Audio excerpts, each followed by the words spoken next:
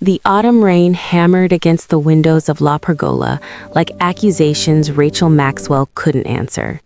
She pressed her palm against the cold glass of the back hallway, watching water streak down in patterns that reminded her of the medical bills still stacked on her kitchen counter. Sir, is there a problem with your 8 meal? months of working here, and the debt hadn't shrunk. seem to have an It issue. had only stopped growing. What? No, that can't be Rachel. right. What's wrong? She turned to to go, find now. Vincent, the Wait, floor I'm coming with manager, you. standing closer Yes, than Mr. usual. Thompson, I understand. His Right cologne away. was expensive, VIP guest but has his arrived. expression Table 7. was Understood. cheap. I'm on it. Borrowed fear What? The VIP worn like a party is here mask that early? didn't quite Okay, fit. I'm on it. I'll get the table right In now. his hand, a single leather-bound menu. Sir, you need to leave. It's Table urgent. 1, What? he Why? said I'm in the middle of quietly. dinner. You're There's a serving situation, tonight. please. You must go. The words landed like Stay close. stones in This way. still water. What's going on? Table No time. 1, Just follow me. the private room at the back of the restaurant where conversations never leaked and guests never gave their real names. In 8 months, deal is she'd risky. never I need once to know been I can assigned trust you. there. You have my word. That but was what are the Maria's contingencies? domain. Discretion Maria, is with key. her 15 years of Please, you don't experience and her understand. practiced ability to I had hear no nothing, choice. see nothing, remember nothing. What? No, that's impossible. Maria called in? I'm afraid it's Rachel true. asked, How? though she I don't already knew the understand. answer Just by the get way here. Vincent's jaw Sir, tightened. I'm going to have to ask you to leave. 20 minutes ago. not going Food anywhere. poisoning, she Then said. I'll call security. Convenient Go ahead. timing. Yes, He I thrust the understand. menu Table toward 12. her. Perfect. Please Listen have it to me, ready. Rachel. Right away. And listen Thank you. carefully. These men? He stopped, glanced over his shoulder toward the kitchen where the line cooks worked in their usual chaos. The system is When down. he looked It's back, chaos. his What do you eyes mean, held down? something They she'd need the never override seen there code before. now. I'm Not on it. just fear, Oh resignation. no, this can't be right. You don't ask questions. I need to you find the don't manager linger. now. You serve, you smile, and you become furniture. Do you understand? Rachel took the menu, its leather still warm from his grip. Who are they? Vincent's throat worked. Business associates of the owner. Mr. Castellano? She asked, naming the man whose signature appeared on her paychecks, but whose face she'd never seen. No. Vincent's voice dropped to barely a whisper. The real owner. The words hung between them like smoke.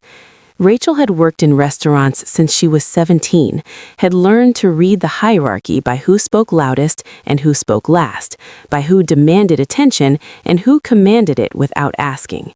She knew La Pergola wasn't just an Italian restaurant on the city's edge. She'd always known. She'd chosen not to care because caring was a luxury she couldn't afford when the collection agencies called twice a day and her father's grave was still too fresh to visit without breaking. His name? She asked. Vincent hesitated, then, Johnson Williams. The name meant nothing to her, but the way he said it, like a prayer or a curse, she couldn't tell which, meant everything. What do I need to know?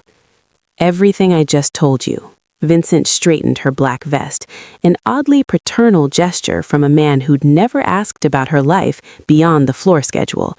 And Rachel, your phone. Leave it in your locker. She thought of her phone in her apron pocket, set to vibrate, waiting for the call she'd been dreading for 3 days. Her Uncle Carlo's voice, smooth and insistent, asking questions she didn't want to answer about guests and schedules and which tables paid in cash. The weight of it felt heavier than usual. What if there's an emergency? There won't be. Vincent's hand on her shoulder felt like both comfort and warning. Not if you do everything right. She nodded, because there was nothing else to do. She needed this job, needed the $200 she made each night in tips, needed the distraction from the empty apartment where her father's reading glasses still sat on the side table, waiting for eyes that would never return. She couldn't afford questions, couldn't afford principles, couldn't afford anything except survival. Vincent left her in the hallway. Rachel smoothed her hair, pulled back in a severe bun that revealed the sharp angles of her face, and adjusted her tie. Professional, invisible, forgettable. She'd perfected the art over 8 months, learning to move through the dining room like a shadow, there and not there, necessary but unnoticed. She pushed through the door to the main dining room. Crystal chandeliers caught the low light, scattering it across white tablecloths that glowed like small moons. The dinner crowd was sparse on a Tuesday, mostly couples celebrating anniversaries they'd probably forget, business dinners that would end with handshakes and regret. She moved past them toward the back hallway, toward the door she'd walked by every shift but never entered.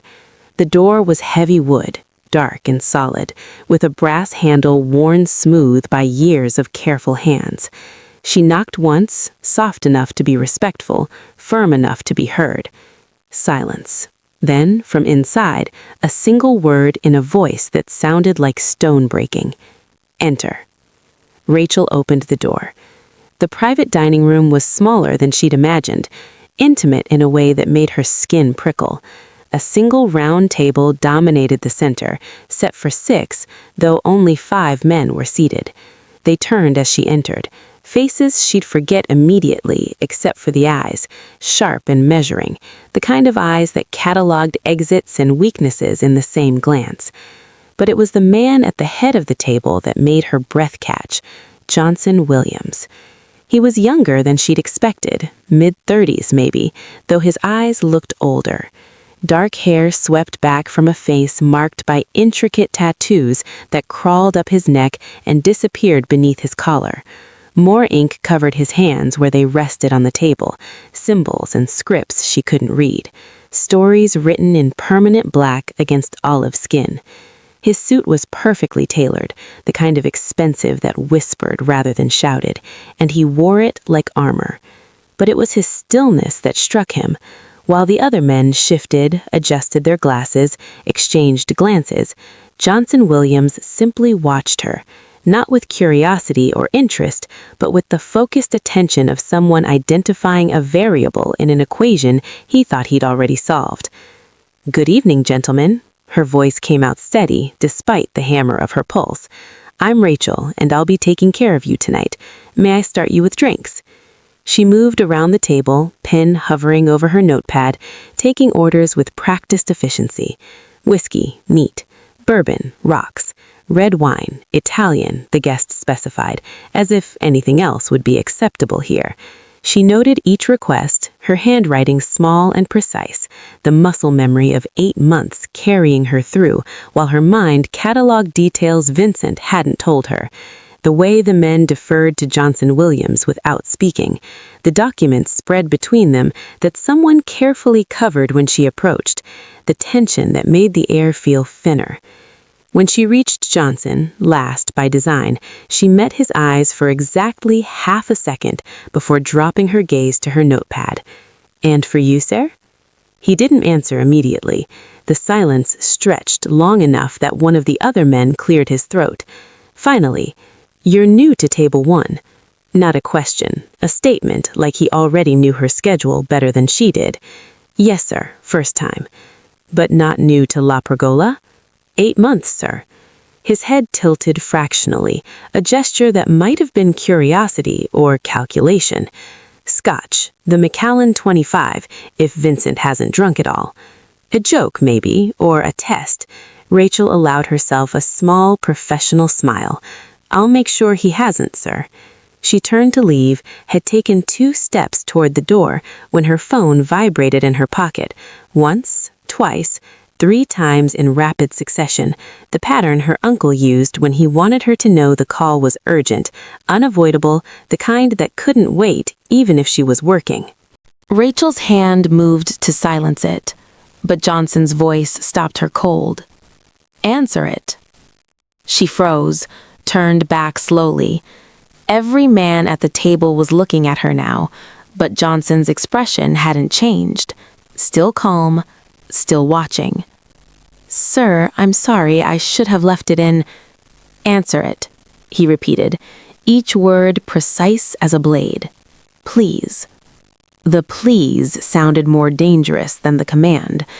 Rachel pulled the phone from her pocket with fingers that wanted to shake, but didn't, because she'd learned years ago how to hide her fear behind performance. Her uncle's name glowed on the screen. She glanced at Johnson, found no mercy in his face, and swiped to answer. "Pronto?" The Italian slipped out automatically, the language of her grandmother's house, of childhood summers in Sicily, before the world got complicated and cruel. Her uncle's voice crackled through, speaking rapid Italian with that particular Sicilian dialect that dropped vowels and added edges. Dove sei? Ho bisogno di quelle informazioni stasera, non domani, stasera, capisci? Where are you? I need that information tonight, not tomorrow, tonight. Understand? Rachel's pulse hammered. She turned slightly away from the table, lowering her voice, aware that 5 men were listening to a conversation they shouldn't understand, but somehow feeling like they understood everything. Non posso parlare adesso, she said quietly. È pericoloso. Ti chiamo dopo. I can't talk now. It's dangerous. I'll call you later. Pericoloso? Her uncle's laugh was ugly. Sai cosa è pericoloso? Non fare quello che ti dico. Hai 24 ore, Rachel. Dopo, le conseguenze sono tue. Dangerous? You know what's dangerous. Not doing what I tell you. You have 24 hours, Rachel. After that, the consequences are yours. The line went dead. Rachel stood there, phone still pressed to her ear, staring at nothing while her mind raced through calculations she didn't want to make. When she finally lowered it and turned back to the table, the room had transformed. The casual dinner atmosphere was gone. In its place, absolute attention. Johnson Williams leaned back in his chair, fingers steepled beneath his chin. The documents on the table were covered now, but she had the distinct feeling they were less important than she'd suddenly become. When he spoke, his voice was soft, almost conversational, which made it infinitely more terrifying. That was Sicilian, not Italian, Sicilian. He'd caught the dialect. Agrigento province, if I'm not mistaken, maybe Sciacca. Rachel's mouth went dry. My grandmother was from Sciacca, sir. Was. He caught the past tense. My condolences. He paused, let that sit between them. Then, you said pericoloso, dangerous. Interesting word choice for a family call. It was nothing, sir. Just... And he gave you 24 hours. Johnson's eyes never left her face. For what, exactly? The other men shifted in their seats. One of them, older, with gray at his temples and eyes like winter, leaned forward slightly. Mr. Williams, should we... No. Johnson raised one hand, a small gesture that carried absolute authority. Get the drinks, Rachel. We'll wait. It wasn't a dismissal. It was a delay, and they both knew what came after. Rachel's legs carried her out of the room on autopilot, down the hallway, through the dining room where couples still laughed and clinked brasses, oblivious to the way her world had just tilted sideways. In the bar, she relayed the drinks orders to Marcus, the bartender, who raised an eyebrow at the Macallan 25 request, but poured it without comment. While she waited, she stared at her phone. No new messages, no missed calls. Just her uncle's contact information and the weight of everything unspoken.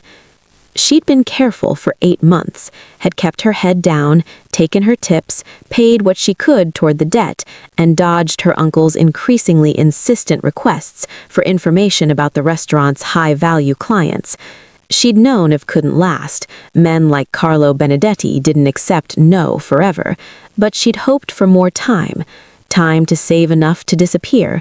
Time to figure out an escape that didn't leave her more trapped than before. Time had just run out. Marcus arranged the drinks on a tray. Rachel lifted it, felt its weight, and walked back toward the private dining room. The door was still closed. She balanced the tray on one hand and knocked once. Enter. This time, when she stepped inside, the atmosphere was different, colder. The men's conversation had stopped entirely. Johnson Williams sat exactly as she'd left him, but something in his posture had sharpened, like a hunter who'd just spotted prey. She distributed the drinks in silence, moving clockwise around the table, hyper-aware of every sound, the clink of glass on wood, the rustle of fabric as someone shifted, the soft intake of breath from the man to Johnson's right. When she placed the Macallan in front of Johnson, he didn't acknowledge it. His eyes were on her face, reading something she didn't know she'd written. "Will there be anything else, sir?" she asked, pen poised over notepad, as if this were any other table, any other night. "Yes." Johnson lifted his glass, swirled the amber liquid once, inhaled its scent. Then, "I'm going to need you to stay close tonight. We may have questions about the menu, about recommendations." His smile was slight and didn't reach his eyes. "About various things." "Of course, sir." "And Rachel," he took a slow sip of scotch, savoring it, "I'm going to need you to tell me who that was on the phone." The floor dropped away beneath her feet. "It was family, sir." "I know. The question is, whose family?" What happens next will determine if Rachel leaves La Pergola alive or if her name becomes another whispered warning in the kitchen. One phone call, one language, one man who understood exactly what he heard. Subscribe to find out how a single moment of exposure can unravel a life built on careful invisibility, and whether mercy exists in a world that trades in secrets and consequences. The lie Rachel told herself, that she could serve this table and walk away untouched, died the moment Johnson Williams asked about her grandmother's village. She moved through the courses with mechanical precision, refilling water glasses before they were half empty, clearing plates the instant a fork was set down. The other men talked business in careful English, discussing shipments and territories in language so sanitized it could have been about furniture or produce. But Johnson barely spoke. He watched her instead, his gaze tracking every movement like he was memorizing the choreography of her careful invisibility. When she brought the secondi, ossobuco that filled the room with the scent of wine and marrow, her phone buzzed again. She'd silenced it after the first call, but the vibration against her hip felt like a scream. Johnson's eyes flicked to her pocket, then back to her face. "Your family is persistent," he observed. "They worry, sir." The words came out steady, but her hands trembled as she set down his plate. "Do they have reason to?" The question hung in the air like a noose. Rachel met his eyes for a fraction longer than she should have, saw something there that might have been genuine curiosity or perfect manipulation. She couldn't tell which. "We all have reasons to worry, sir. These days." One of the other men chuckled, but Johnson's expression didn't change. He cut into his veal with surgical precision, and Rachel retreated to the wall, becoming furniture again, or trying to. But the room had shifted. She felt it in the way conversations kept stopping mid-sentence, in the glances the men exchanged, in how Johnson's lieutenant, the gray-haired man they called Marcus, kept his hand near his jacket pocket, where something heavier than a wallet weighed down the fabric. At 11:30, they finally stood to leave. Rachel presented the check in its leather folder, and Johnson signed without looking at the total. He added a tip that was either generous or down payment on something she didn't want to owe.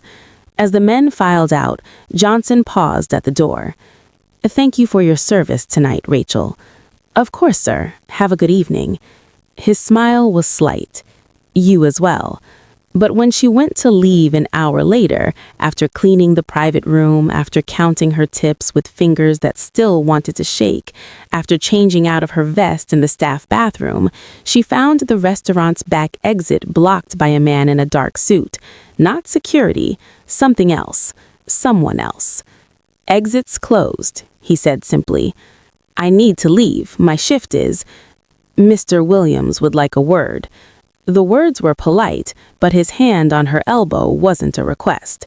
He guided her through the empty kitchen, past Vincent's office where the lights were off and the door locked, down a hallway she'd never noticed before. At its end, another door, heavy wood, brass handle. The man knocked once. From inside, "Send her in." The office was smaller than she'd imagined, surprisingly bare. A desk, 2 chairs, a window overlooking the parking lot where rain still fell in sheets. Johnson stood with his back to her, looking out at the storm. When he turned, his expression was unreadable. "Please, sit." Rachel remained standing. "I'd prefer to." It wasn't a request. She sat. The chair was leather, expensive, the kind that probably cost more than her monthly rent.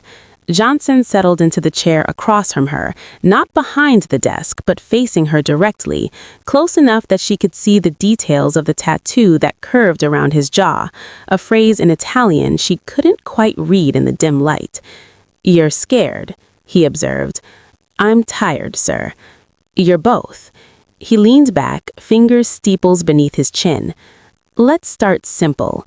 Who was on the phone tonight?" "My uncle." "Name?"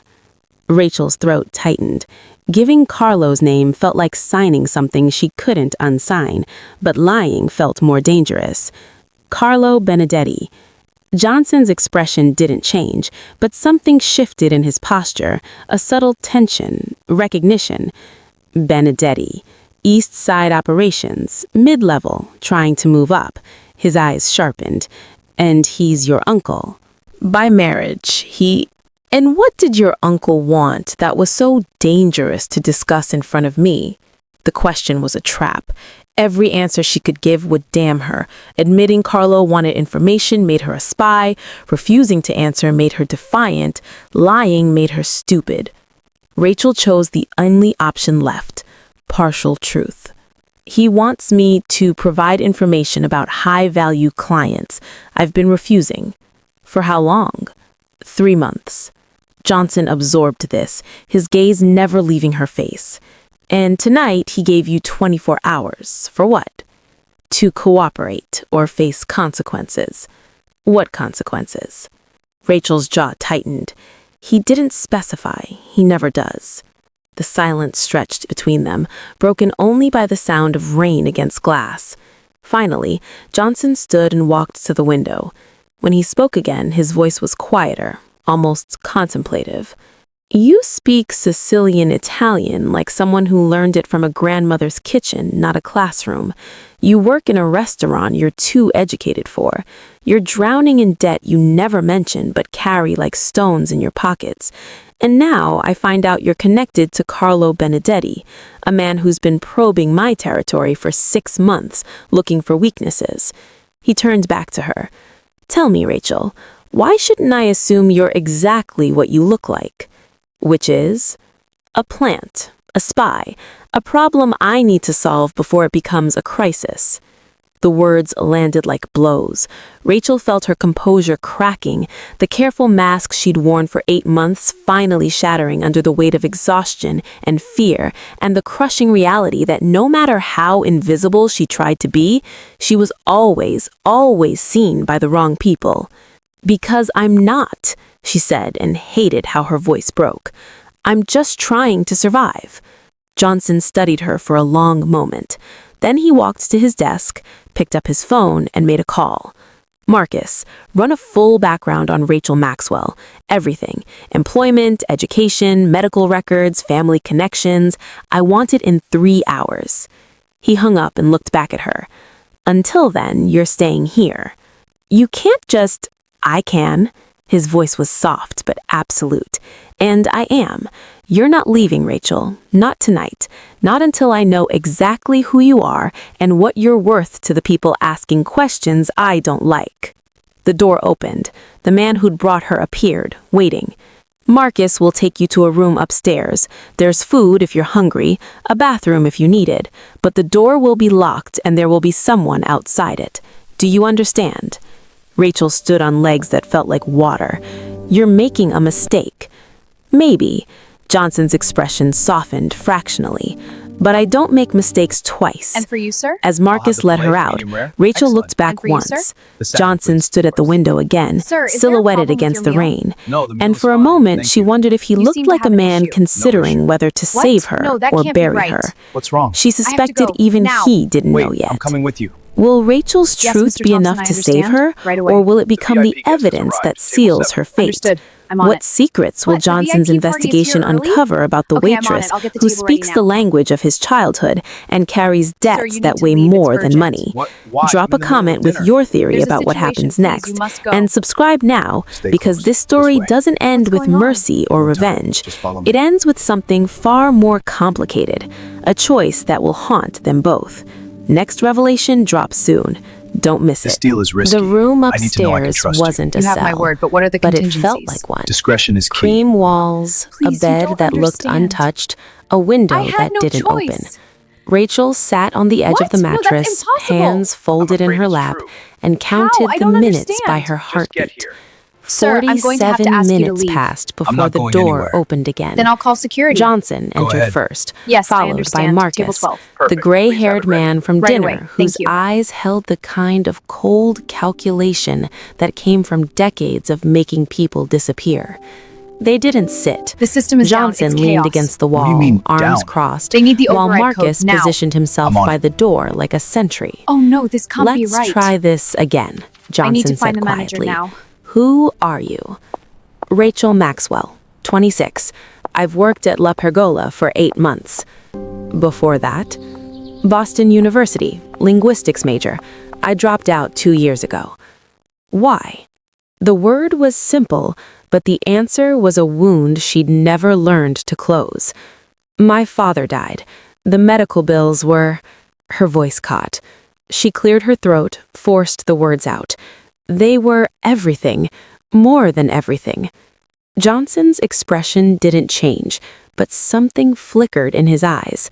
Recognition, maybe, or the ghost of old pain. How much? $243,000, after insurance. Marcus let out a low whistle. Cancer? Cancer, heart failure, stress-induced. The bitterness leaked through despite her best efforts. He had a business, it failed. He lost everything trying to keep it afloat. The stress killed him faster than any disease. What kind of business? Johnson asked, and there was something careful in his tone now, like he was approaching a tripwire. Import-export, small operation on the east side. He refused. She stopped, realizing too late where the sentence was going. Refused what? Johnson pushed. Rachel met his eyes, saw that he already knew, and felt something crack inside her chest. Protection. He refused to pay protection to the families that controlled his district, so they made sure he couldn't operate, destroyed his credit, threatened his suppliers, turned his business into ash. Her hands were shaking now. And then his heart gave out, and I got to watch him die in a hospital bed while the bills stacked up like tombstones.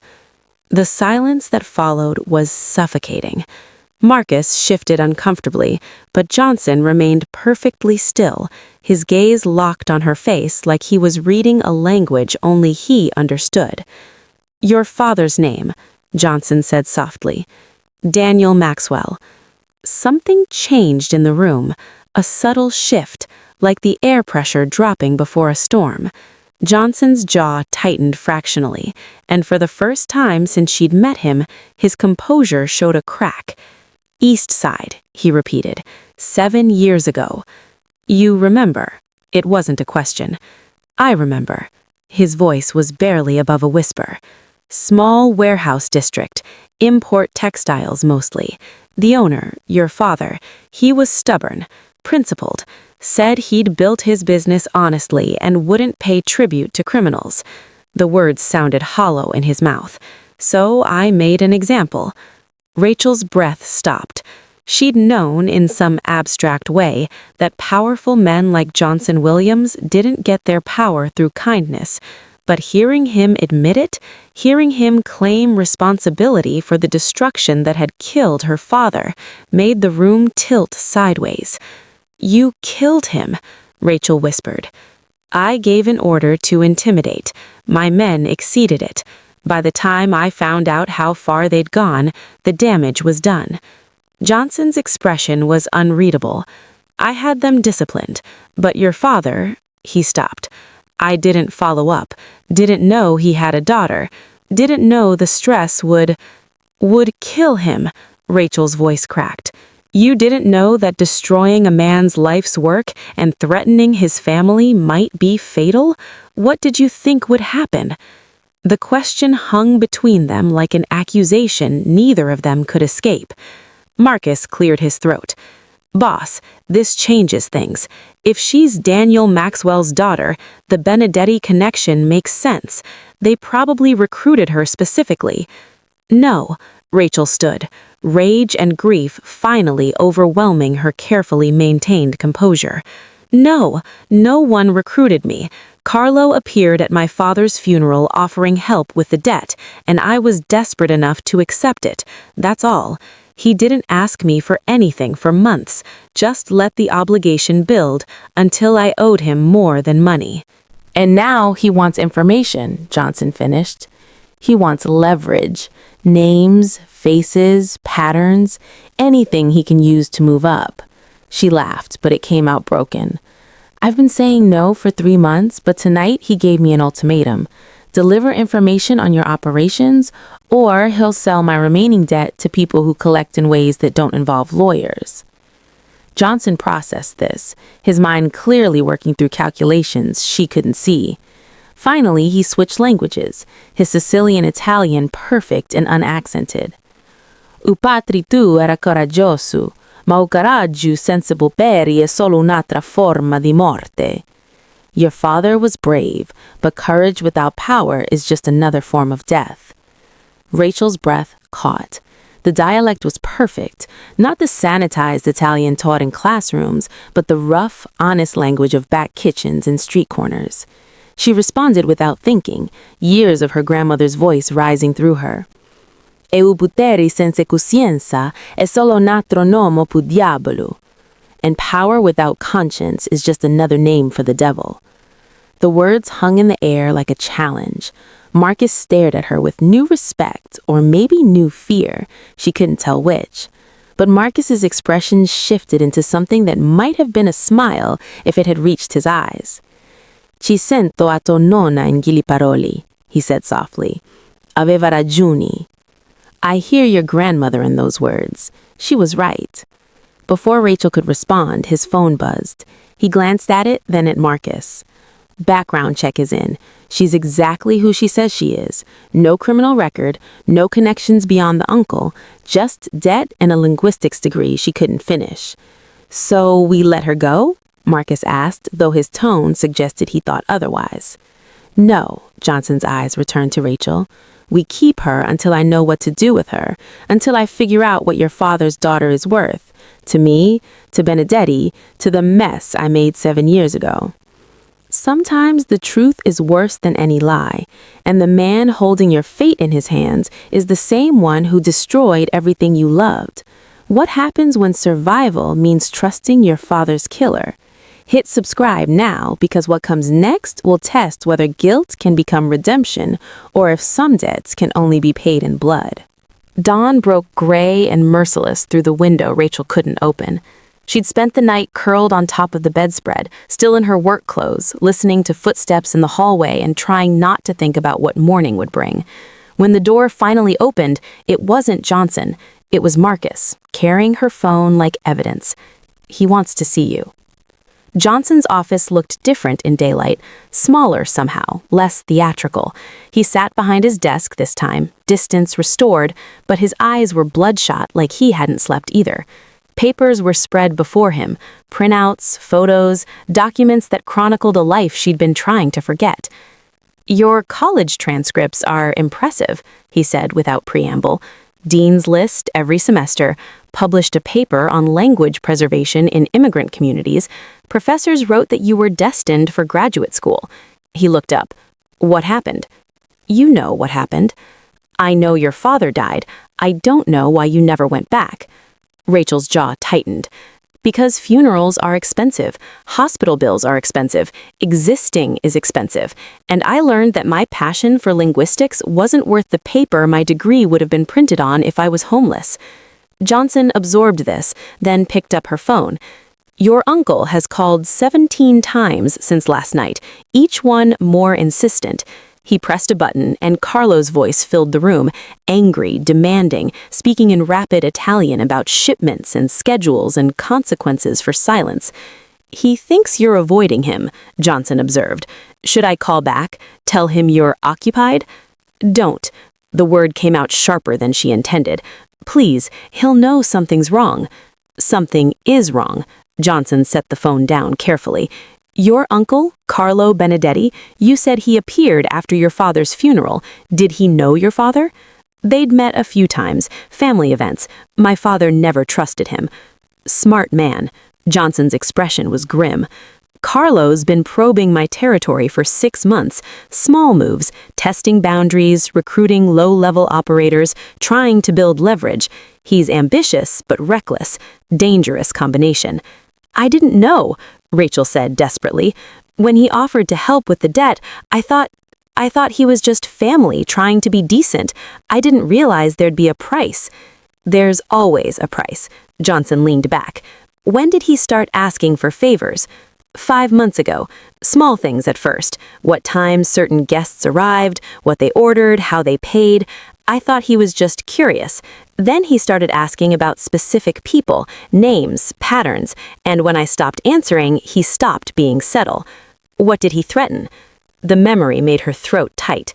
"He said my father's debt wasn't really paid, said there were people who'd bought it, people who collect in ways that make medical bills look merciful. He said all he had to do was make a phone call, and I'd understand what real pressure felt like." Johnson's hands curled into fists on the desk. "And last night, the call I made you answer? He wanted details about your table, who was there, what you discussed, how long you stayed. I told him I couldn't. I told him it was too dangerous, that someone like you would notice, and he said I had 24 hours to decide if I valued my safety more than his patience." The silence that followed was crushing. Johnson stood and walked to the window, staring out at the parking lot where rain had given way to fog. When he spoke again, his voice was quieter, almost contemplative. "Your uncle is using you as a pawn in a game you don't understand. He's feeding you to me like bait, hoping I'll react, either by trusting you and letting information slip, or by eliminating you and giving him ammunition to turn my own people against me." He turned back. "Either way, you lose." "I know." The admission tasted like ash. "Do you?" Johnson's eyes were intense now, searching. "Because I don't think you do.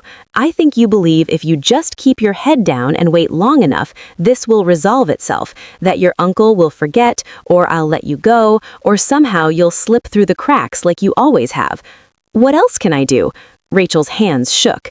"I have no power here, no leverage, no options except the ones you give me." Johnson was quiet for a long moment. Then he picked up a folder from his desk and slid it across to her. Inside, photos of her father's warehouse, before and after, invoices with accounts closed, hospital bills with her signature, and beneath it all, a police report she'd never seen, the one her father filed 3 weeks before his heart attack, claiming harassment and threats from unnamed individuals. "Your father tried to fight," Johnson said softly.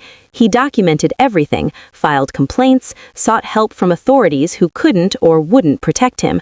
He paused, and it killed him anyway, because he was alone."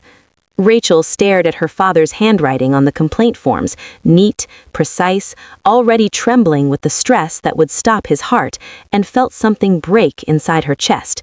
"Why are you showing me this?" she whispered. "Because you're not alone anymore, whether you want to be or not. When the man who destroyed your father offers protection, is it mercy or manipulation?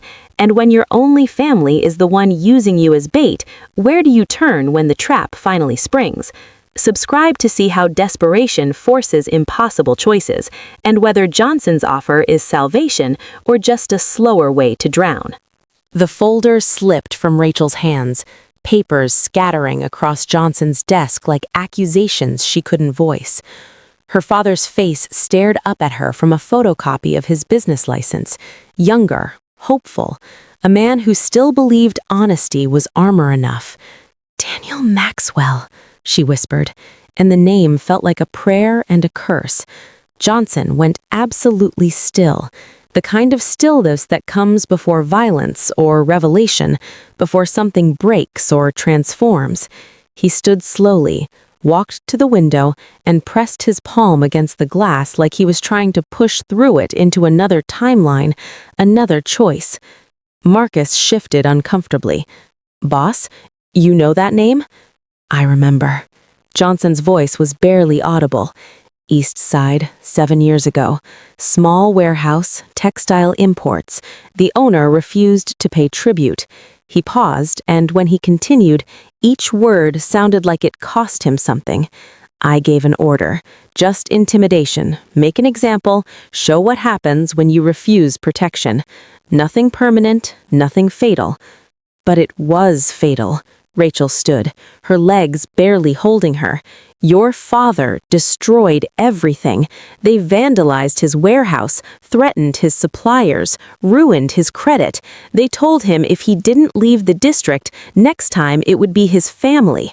Her voice cracked. "He tried to fight, filed complaints, begged for police protection that never came. And when his business finally collapsed, when the debt crushed him, his heart just stopped, like it knew there was nothing left worth beating for." Johnson turned from the window. For the first time since she'd met him, his composure was fractured, not broken, but cracked enough to see the weight he carried beneath the cold calculation. "I didn't know," he said quietly. "I sent men to intimidate, and they exceeded their orders. When I found out how far they'd gone, I had them disciplined, removed from my organization. But your father—" He stopped, jaw tightening. "I never followed up, never confirmed the damage was contained, never knew he had a daughter on scholarship, studying languages because she loved the music of words more than the violence of silence. You killed him." The words came out flat, emptied of everything but truth.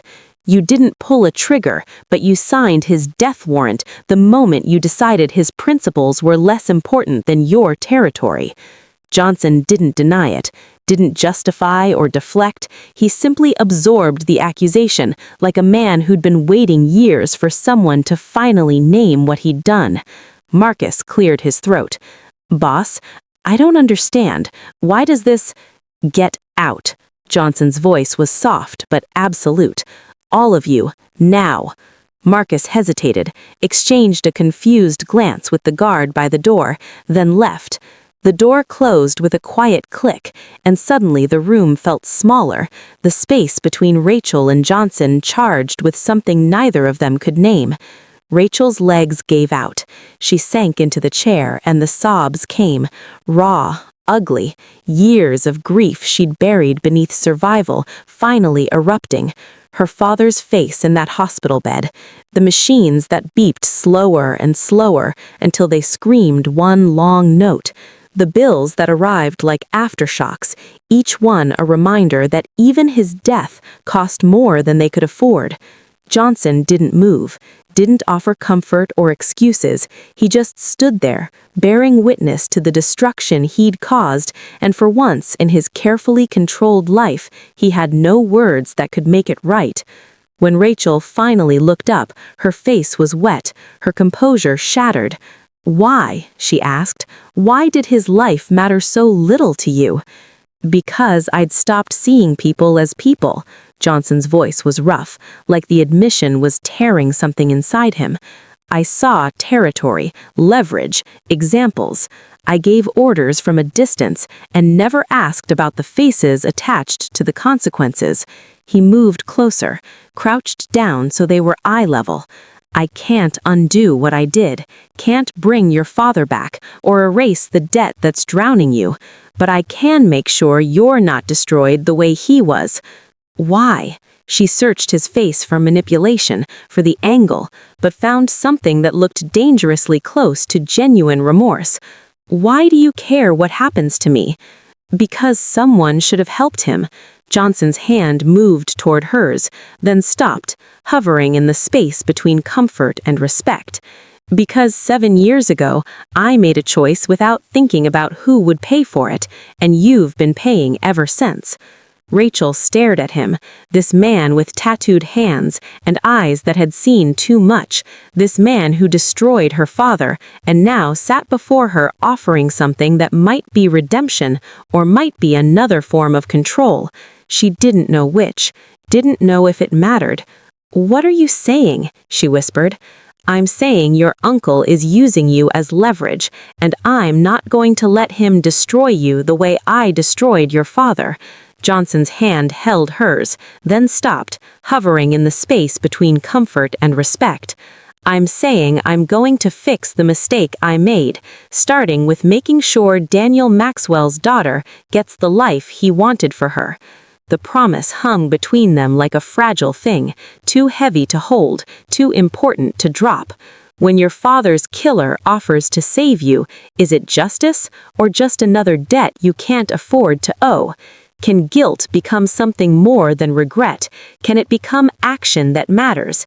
Hit subscribe button now, because what happens next will test whether redemption is possible for a man who's built an empire on other people's ruins, and whether Rachel can accept help from the hands that destroyed everything she loved. Johnson placed Rachel's phone on the desk between them like a loaded weapon. "Call him back." "What?" "Your uncle. He's called 19 times since yesterday. If you don't respond, he'll escalate. Send people to your apartment, contact the restaurant, make noise I can't contain quietly." Johnson's eyes were steady. "Call him. Tell him you're fine. Tell him you need more time. But Rachel," he leaned forward, "don't give him what he wants. Not anymore." Her hands shook as she picked up the phone. Johnson pressed a button on his desk and a small red light appeared on a device she hadn't noticed. Recording. Monitoring. She dialed Carlo's number with fingers that felt numb. He answered on the first ring. "Dove cazzo sei stata?" His voice was ice wrapped in fury. "I needed that information yesterday. Do you understand what you've cost me?" Rachel closed her eyes, summoned strength from a place she didn't know existed. "I'm not doing this anymore, Uncle Carlo." Silence. Then, "Excuse me?" "I won't spy for you. I won't gather information. I won't—" Her voice steadied. "I won't be your pawn." Carlo's laugh was ugly. "You think you have a choice? You owe me, Rachel. When your father died and left you with nothing but debt and broken dreams, who appeared? Who offered help when everyone else disappeared? You offered poison disguised as help." The words came out stronger than she felt. "You waited until I was desperate enough to accept anything. Then you used that desperation like a leash." "Careful, nipote." His voice dropped to something dangerous. "You're forgetting your position. I own your debt. I own the people who hold your father's medical bills. One phone call and those debts get sold to collectors who don't accept payment plans. They accept payment in other ways, ways that leave marks that don't heal." Rachel's breath caught, but she forced herself to continue. "Then make the call, because I'd rather face them than become what you want me to be." 48 hours, Carlo said flatly. "You have 48 hours to deliver detailed information on Johnson Williams' operations, who he met with, what was discussed, what shipments are moving through his territory, or I will personally ensure you understand what real consequences feel like." He paused. "And for you, Rachel, sir?" your father thought he could resist And for too. you, sir? Look how that ended. The line went Sir, dead. is there a problem with your Rachel meal? set the No, the phone meal's down with fine, hands thank you. that wouldn't You stop seem to have an shaking. issue. No Johnson watched her What? with an No, that can't be expression she right. couldn't What's read. wrong? I have Not to go, pity, now. not Wait, anger, I'm coming with you. something more complex. Yes, Mr. Thompson, I Your understand. uncle's Right away. operation has been a VIP thorn guest in has my arrived. side Table for 7. 6 months. Understood. I'm Small on it. moves, What, the recruiting VIP my party is low-level here early? people, probing Okay, I'm my on it. I'll supply get the table lines, ready now. testing boundaries. He's using you Sir, as you need to leverage, leave. It's but also an urgent. What? entry Why? point I'm in the into my middle of dinner. organization. There's a He turned situation. back Please, to her. you must go. "I've been patient because close. wars are This way. expensive What's and going on? attention is No time. dangerous, Just follow but me. he just made this personal." "What are you saying?" Johnson's eyes held hers. "I'm saying I'm going to dismantle his network. deal is risky. Quietly, I need to know I can trust completely. you. You have my Cut off word, his but what are the revenue streams, contingencies? expose his Discretion is key. operations, scatter his Please, you people, don't and when I'm understand. done, Carlo I had no Benedetti will have choice. nothing left to threaten you with." What? What? No, that's Rachel stared at impossible. him, I'm afraid it's disbelief true. warring with How? I desperate don't hope. understand. Why? Get here. Why would Sir, you do I'm that going to for have me? to ask you to leave. Johnson I'm moved not going closer, anywhere. and for the Then I'll first call time, security. she saw past ahead. the tattoos Yes, and I the cold understand. Table control 12. to Perfect. something Please have it raw ready. underneath. Right away. Thank you. 7 years ago, your father needed help, needed someone with power to stand between him and the people crushing him, and no one The did. system is down. It's I chaos. didn't. I You was mean one of the down? people doing need the the override crushing. code now. His jaw I'm on tightened. I can't undo Oh, that. no, this can't be right. bring him back or erase what I I need to did, find the manager but I now. can make sure his daughter doesn't suffer the same fate. I can be the help that should have existed then.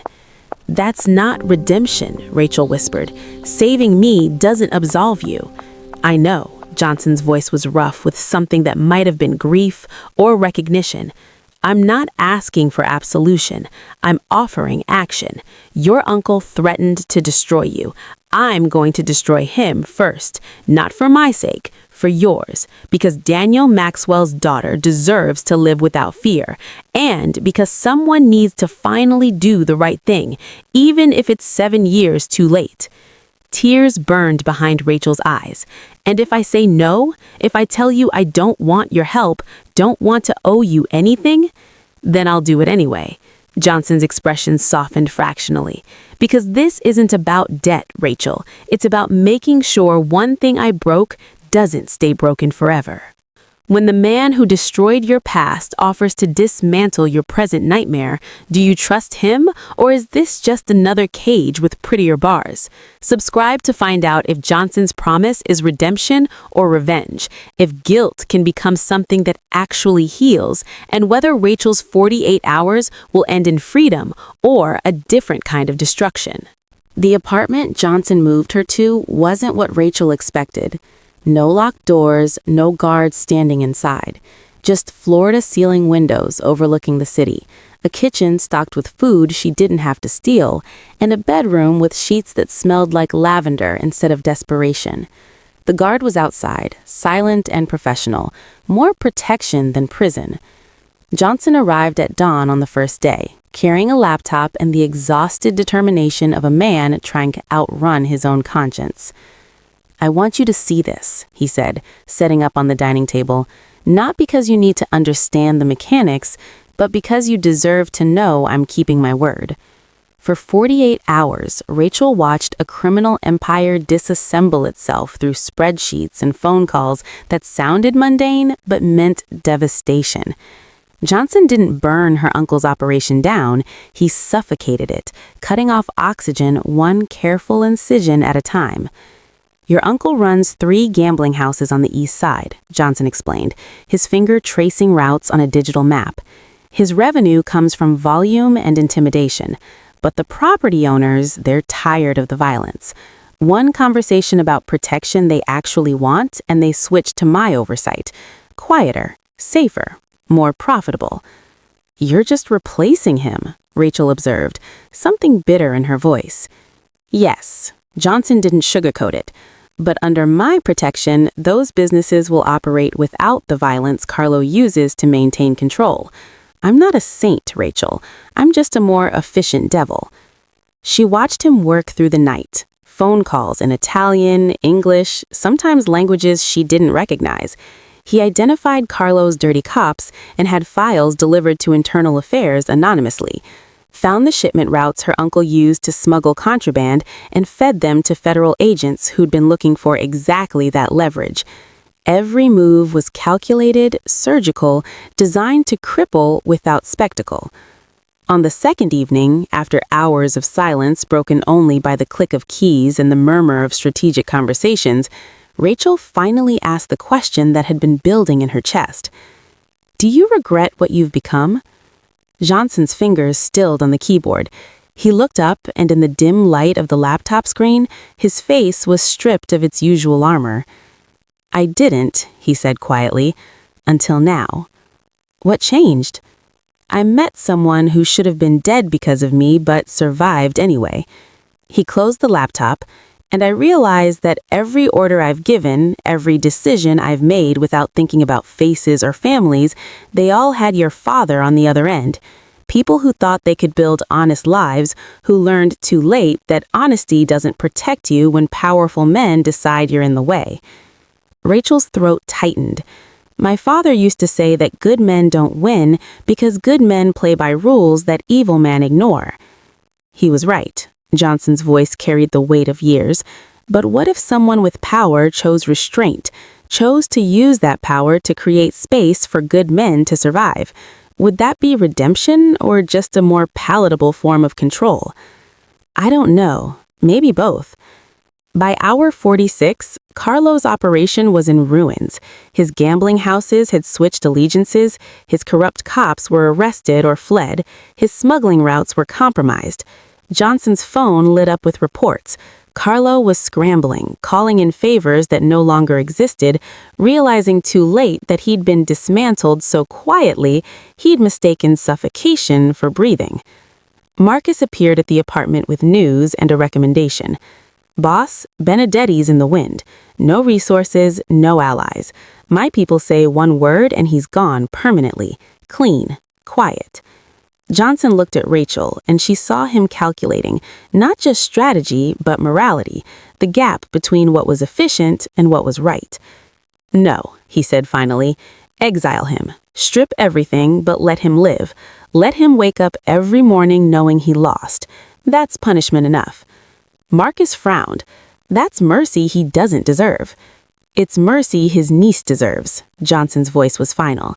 She's already lost her father to violence. She doesn't need her uncle's blood on her conscience, too. After Marcus left, Rachel whispered, "Thank you." Johnson shook his head. "Don't thank me for doing what should have been done 7 years ago. Thank me when you're free enough to forget my name." When violence becomes mercy and power becomes protection, have the rules changed or just the person holding the weapon? Subscribe to see what happens when a man built by darkness tries to create light, and whether Rachel's freedom will mean leaving behind the only person who finally chose to help her. On the third morning, Johnson arrived with documents instead of strategies. He set them on the table between them. Bank statements, property agreements, university enrollment forms. And Rachel understood before he spoke that this wasn't about her uncle anymore. "Your debt," Johnson said quietly. $243,000 in medical bills, $18,000 in back rent, another $37,000 in credit card balances you accumulated just trying to survive. He pushed the papers toward her. "It's gone. Paid in full as of an hour ago." Rachel's hands froze halfway to the documents. "What?" "And this," he produced another folder, "a trust fund, enough to cover your remaining undergraduate tuition, graduate school if you wanted, and living expenses for 5 years. More if you're careful." The room tilted. Rachel gripped the edge of the table, trying to anchor herself against the vertigo of suddenly having ground beneath her feet after years of drowning. Why? Because you deserve to finish what your father started, what you started before his death made it impossible. What do you want in return? The question came out sharp, defensive, because nothing in her life had ever been free. Every kindness had carried interest rates that compounded into debt she couldn't escape. Johnson's expression softened in a way that made him look younger, more human. "Nothing. This isn't a transaction, Rachel. It's..." He struggled, searching for a word that could contain the weight of what he was trying to say. "Restitution. I can't undo what I did to your father, but I can make sure his daughter gets the life he worked himself to death trying to give you." "You can't buy forgiveness."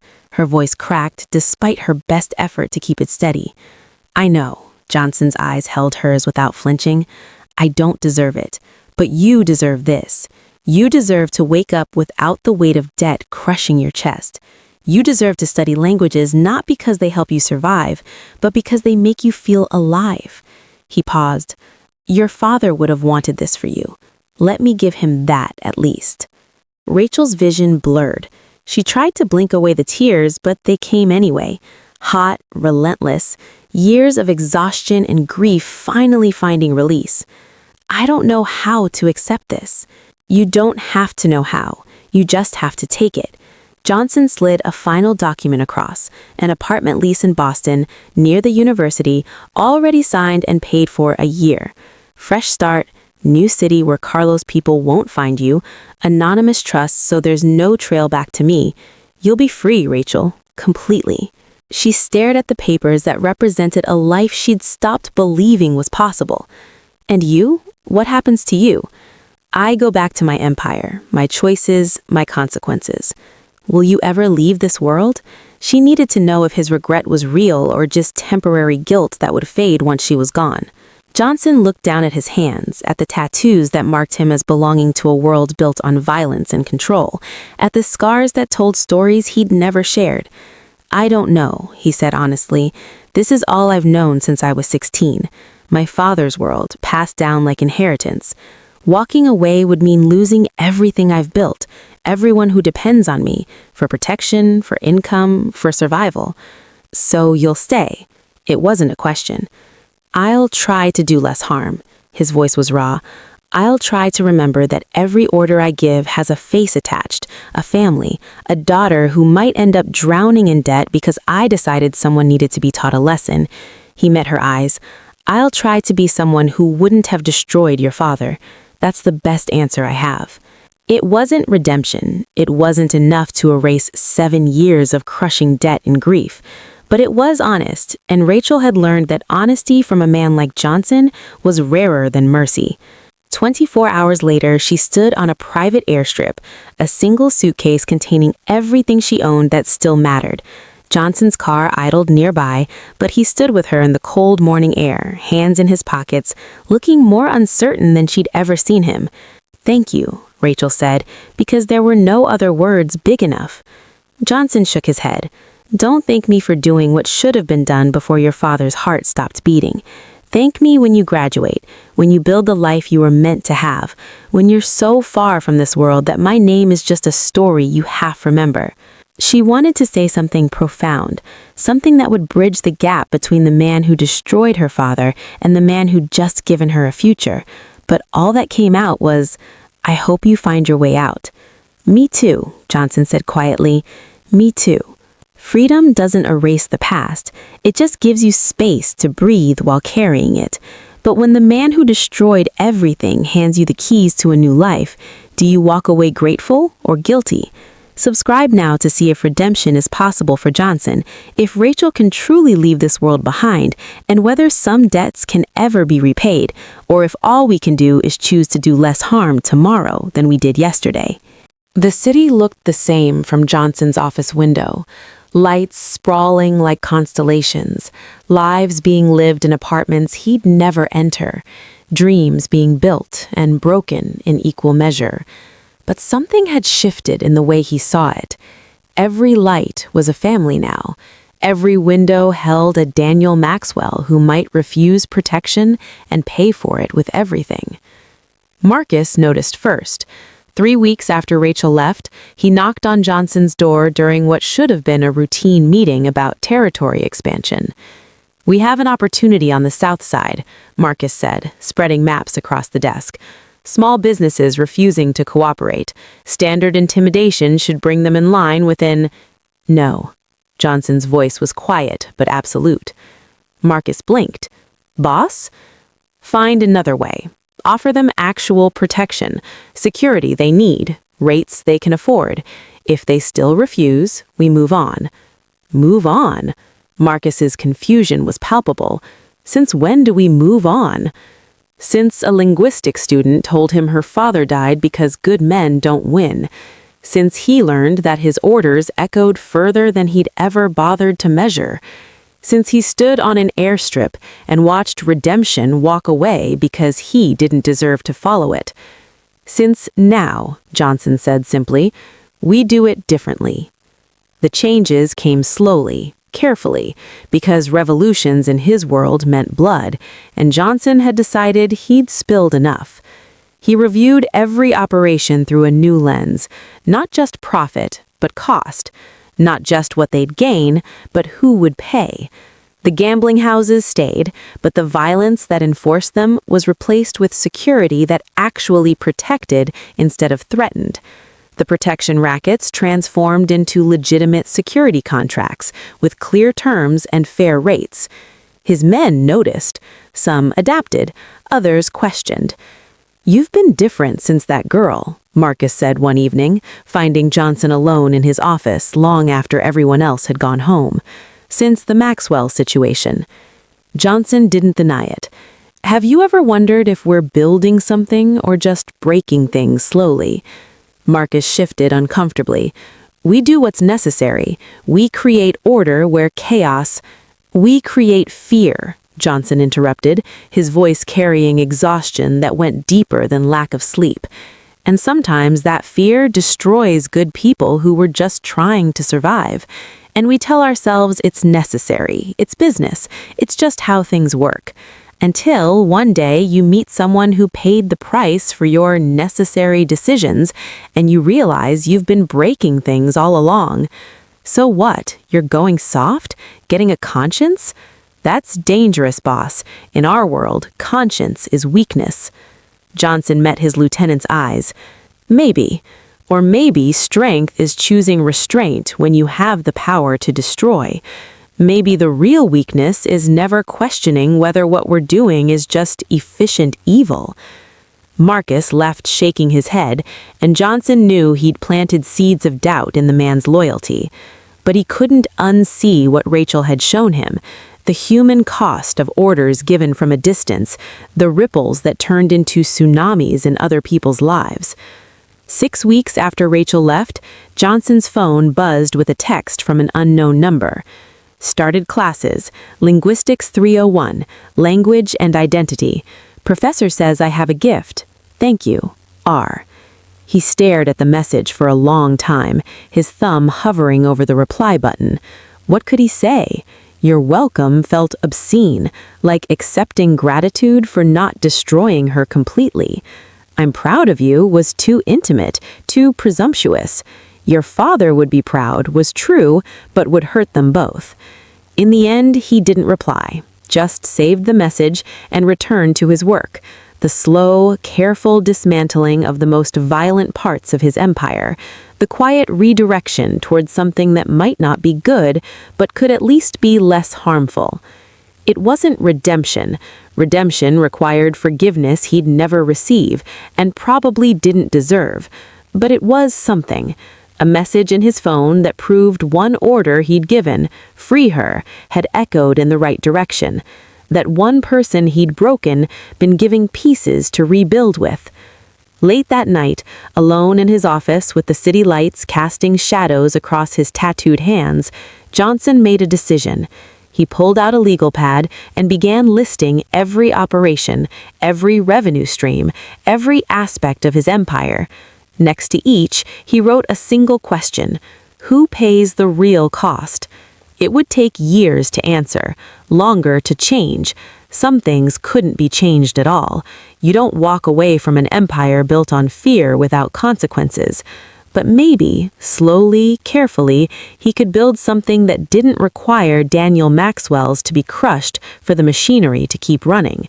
He kept Rachel's message on his screen as he worked, a reminder that guilt could become something more than weight. It could become motivation, not to erase the past, that was impossible, but to make sure the future held fewer ghosts, fewer daughters drowning in debt because powerful men forgot to count the human cost of their necessary decisions. Can a man built by darkness learn to operate in shades of gray? Can guilt become the foundation for something better? Or is Johnson just delaying the inevitable? Hit the subscribe button now to see the final part of this story, where Rachel builds her new life, where Johnson confronts what it really means to change, and where we learn if redemption is about grand gestures or just choosing differently, every single day for the rest of your life. 6 months later, Rachel sat in a lecture hall that smelled like old books and possibility. Professor Chen was discussing the evolution of Sicilian dialects, how languages carry the DNA of conquered peoples and trading routes, how every word is a tiny monument to survival. The Sicilian word scruscio, Professor Chen said, meaning noise or commotion, it comes from the sound of Arabic marketplaces, preserved in Italian mouths for 1,000 years. Language is memory made audible. Rachel's pen moved across her notebook, capturing not just the words, but the feeling, the recognition that she was exactly where she belonged, not hiding in kitchens or serving men whose names she'd rather forget, just learning, just being. After class, a girl named Sophia, dark hair, bright smile, no idea about debts or dead fathers, caught up with her in the hallway. "Hey, there's a study group meeting at the coffee shop on Newbury. Wanna come?" Rachel's first instinct was to decline, to disappear into invisibility like she'd perfected over years of survival.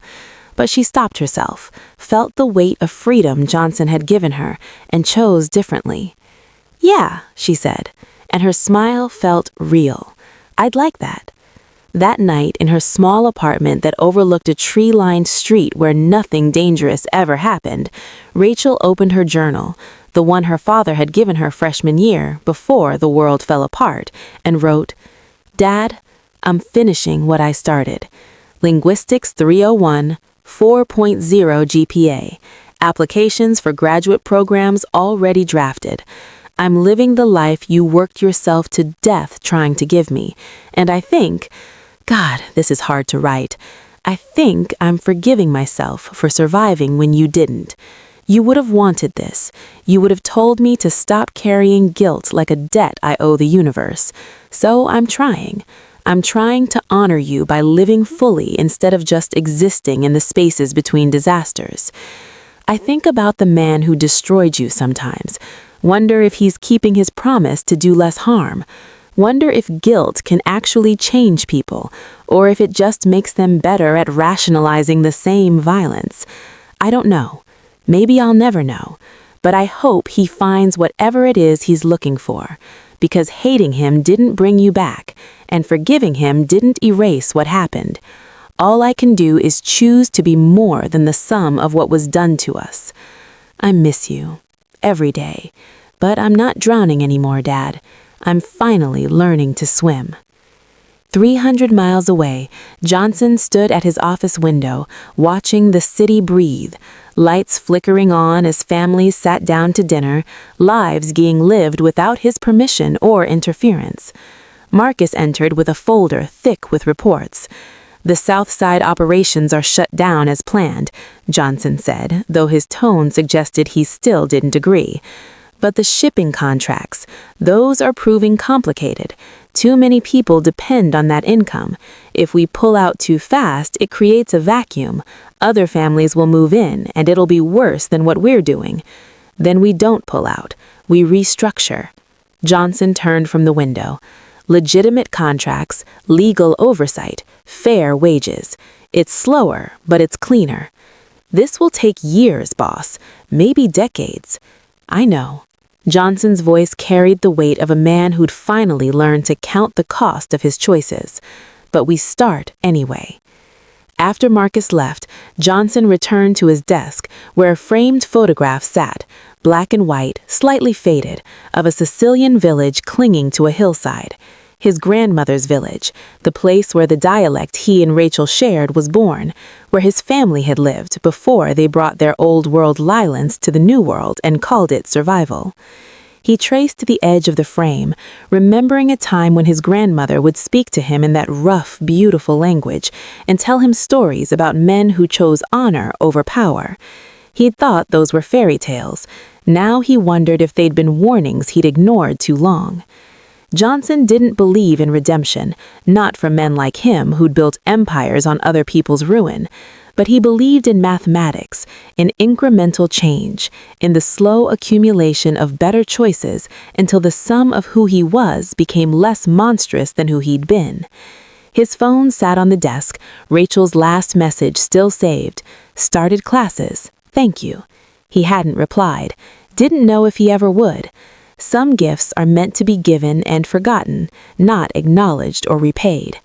But on particularly difficult nights, when Marcus questioned his new restraints, when rivals tested his perceived weakness, when the easy path was violence and the harder path was mercy, Johnson would open that message and remember that he'd done one thing right, one order that echoed in the right direction, one daughter of a destroyed man who was now thriving instead of drowning.